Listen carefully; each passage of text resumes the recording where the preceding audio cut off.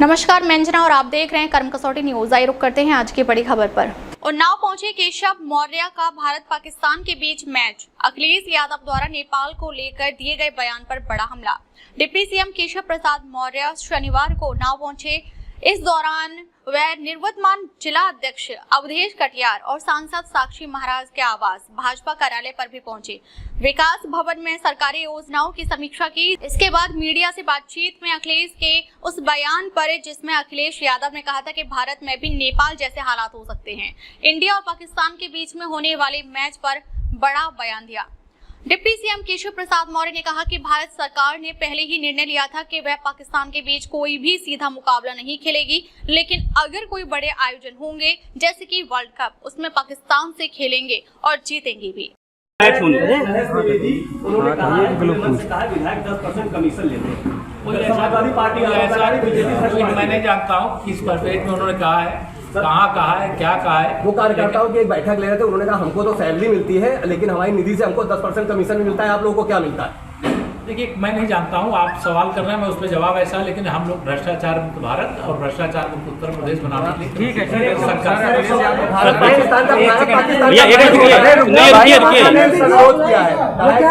पाकिस्तान का मैच होना है। सामना ने कहा है कि पहलगाम में आतंकवादियों ने हमारे हिंदू भाइयों को काटा है, मारा है, उसके बाद भारत पाकिस्तान का मैच हो रहा है। देखिए, ईंट का जवाब पत्थर से देना भारतीय सेना जानती है। भारत ने जवाब देने का काम किया है और मैच जो ये अभी भारत सरकार ने ही तय किया है कि जो अंतर्राष्ट्रीय स्तर के मैच होंगे, भारत पाकिस्तान के सीधे मैच नहीं होंगे कोई भी, लेकिन अगर कोई अंतर्राष्ट्रीय मैच होंगे, विश्व कप होगा, चैंपियन ट्रॉफी होगी, तो उसमें भारत जिससे भी मैच होगा उसके खिलाफ खेलेगा और जीतेगा।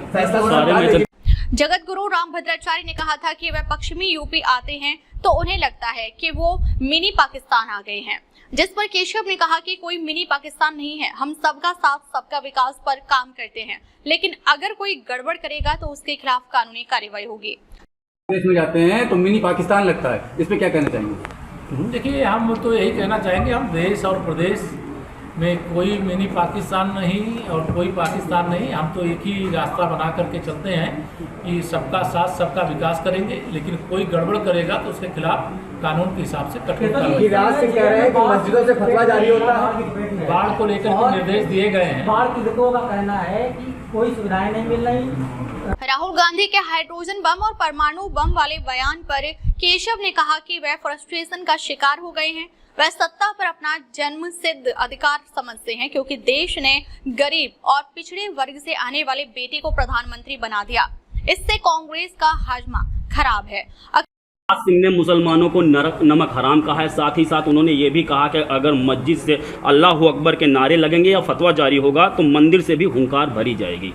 किस परिपेक्ष में कहा मुझे मालूम नहीं है, लेकिन हम इतना ही कह सकते हैं कि देश एकजुट है, देश एकता के पथ पर आगे बढ़ रहा है, विकास के पथ पर आगे बढ़ रहा है और देश की प्रगति, दुनिया में बहुत सारी शक्तियाँ ऐसी हैं जो देख नहीं पा रहे हैं। हम दुनिया की 11वें नंबर से 4थे नंबर की अर्थव्यवस्था बने हैं, 2047 तक विकसित भारत बनने का लक्ष्य लेकर के काम कर रहे हैं और देश की जनता हमारी पार्टी के साथ, हमारे नेतृत्व के साथ है।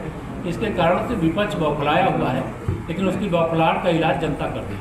अखिलेश यादव के उस बयान पर जिसमें उन्होंने कहा था कि अगर वोट चोरी नहीं रुकी तो इंडिया में भी नेपाल जैसे हालात हो सकते हैं, केशव मौर्य ने पलटवार करते हुए कहा कि अखिलेश यादव चोरों का साथ छोड़ दें, भ्रष्टाचारियों का साथ छोड़ दें। 2047 तक जनता के आशीर्वाद से देश और प्रदेश में भाजपा की ही सरकार रहेगी।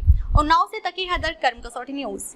चोरी का जिनका मुद्दा विपक्ष चल रहा, उसको जोड़ते हुए कहा है कि अगर ऐसे ही हालात रहें तो इंडिया में भी नेपाल जैसे हालात हो सकते हैं। श्री अखिलेश यादव जी को कह देना चोरों का साथ छोड़ दें, भ्रष्टाचारियों का साथ छोड़ दें, क्योंकि देश में कांग्रेस की अगुवाई में जब सरकार थी तो श्री राजीव गांधी जी ने कहा था कि हम दिल्ली से 1 रुपया भेजते हैं तो 15 पैसा जिसके पास भेजते हैं वहाँ पहुँचता है।